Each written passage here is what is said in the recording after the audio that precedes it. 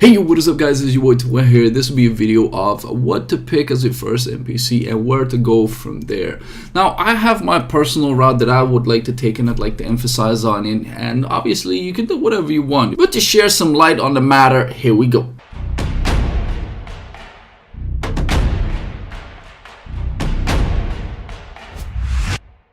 Starting off with the easiest thing, and that is the acquisition of any of these heroes. You go to one of these NPCs, you go to present, and you then have yourself a lot of friendship items. Once you reach 100,000, you can get first the NPC, and second you can get a NPC unique weapon. Now, the three ways to acquire the kinship items, and that is go to gym and you buy your baby dragon kinship boxes every single week. They will get resent on a Monday. The other thing that you can do is go to your special shop, go to goods and consumables, go to convenience and buy yourself these boxes for rubies. I would not recommend doing it. The other thing you can do is once you get yourself some of these hearts by simply getting your affinity up, and once you get enough hearts you can then trade them for these items. Go to inventory, go to crafts, go to the other part, scroll down a little bit and you can craft yourself some of these. The fourth one will be an event where you transfer these lucky 4-leaf clover jewels. Go up to Ophelia, check the cauldron and go to the right side and spam yourself some of these. My very first one would be Nicky, and that is for a sole reason, and that is her buff, increasing the number of entries for all stock evolved by. Basically what it does, instead of 2 tickets every single day on all these dungeons, you can get 3, which is a 50% increase, and this is great for many factors. One is that you can never have enough skill books, ladies and gentlemen. This may seem like a very dull thing to the veteran players, but do you remember that you still didn't even have enough skill books? I do. And the next best thing would be Transcendence perking, and not necessarily for you getting more damage on your characters, no. Because if you go to the hero achievements, you can see that with the awakening phases, you can get yourself a lot of rubies. So if you're leaving out on those, that is not the smartest thing to do. And another part will be the goal, because in mid-game and even in-game, a lot of people end up struggling with acquiring as much gold as they possibly can. Because money literally gets drained the moment you start doing your TM gear. And not only that, especially on the later stages on the ether advancement, guess what? You'll be blowing up all your gold as well. So in that manner, I would definitely say that Nicky is your very first pick. However, there is an exception to the rule, and that has to do with the guideline. Because once you clear chapter 9, clear 9-5, you can get yourself some kinship over here, and you already get 20 circle of friendships. And this can obviously still be used at your Nicky. However, once you go to growth, once you go to hero, you check the NPC box, you can purchase yourself a gift box, which is just in the shop, and then you can craft one, and then you can get yourself a May 15,000 points straight away, which makes everything a lot easier.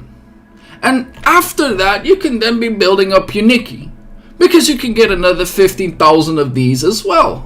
And here's another thing that you can take into account. Once you get yourself some lucky 4-leaf clover jewels, you can simply say we go to the cauldron, and instead of going for all these other items, which are definitely useful, you can actually rush yourself a lot of friendship tokens by just having these. And I do believe that these are very much worth it. So as long as the event lasts, I would definitely go for these until you have your Nicky and your May. And I honestly believe that you can get this within a day, especially once you decide to just buy the battle pass and get yourself at least 400 of these things straight off the get-go. Loman would be my third on the list, and the reason why is not necessarily because you need the hero for any of the content except maybe Apocalypsion if you do want to run a physical team.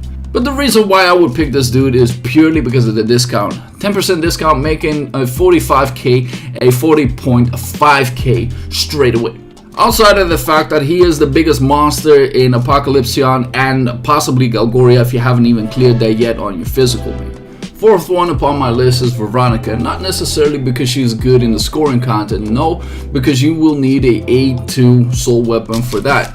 But the reason why this is as good as it is because once again you get another discount, but this one gets reset every single week. You could even debate that this one is better than the Loman ones because you can technically save up all of your Loman crystals until you get the discount. With this one, however, this shop will get reset every single week, which means that if you are missing out due to the lack of tokens, guess what? You're missing out on items, you miss out on progressing your account. Now the next ones upon the list are in no particular order because these have no priority whatsoever.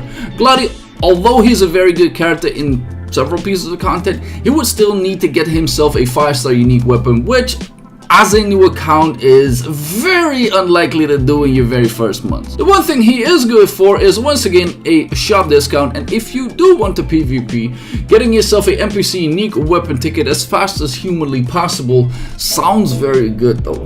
This however requires consistency or a lot of waiting. Yuna is one of those characters that unless she gets buffed will receive absolutely no priority. There are way better healers within the game. She is only used on the PvP side of things and needs a ridiculous investment to do well there. And although Dosada has a pretty decent blessing with 2 more artifact pieces that you can gain, and the fact that she is one of the best tanks in PvP, I would not necessarily say you have to prioritize her over anything. However, if you do want to will, and if you do want to start out the PvP side of things and get your NPC unique weapon tickets as fast as possible, this might seem to jump up the ladder a little bit in terms of acquisition. Now the last one upon the list is highly debatable to even get at all, because for one, her buffs are absolutely horrendous. Number 2, you will probably not even build her in any case, and the only reason why people are necessarily building her is for her unique weapon, and that is simply by going to the Guild War shop and you can get a wargaming set, get yourself 5,000 of the kinship points. And the reason why it is then used is because of unique weapon transfer tickets. That way you can get yourself, let's say, a 3 or a 4-star very fast onto the unique weapons, and then at that point say, oh, I'm gonna give it to somebody else. Would I recommend this as a newer player? Hell no. But for the ones that are familiar with this game, you might be thinking, why the hell did you not talk about Valence? Well, for one, because if you clear 10-10, you get her for free. So rush her. She's probably the best character as an NPC to start out with, because for one, crafting discount is ridiculous, as well as you want to start out with your Galgoria raids, because technically you can reduce the damage that is taken over there, or you can increase the damage to farm faster with just a T5 Valence. She is one of the lowest invest heroes with the highest return rate. So that is it for the information that you need. If you guys have any questions, put it down into the comments. If this was helpful, make sure to drop a like and sub if you haven't already, and I'll see you guys into the next one. Peace!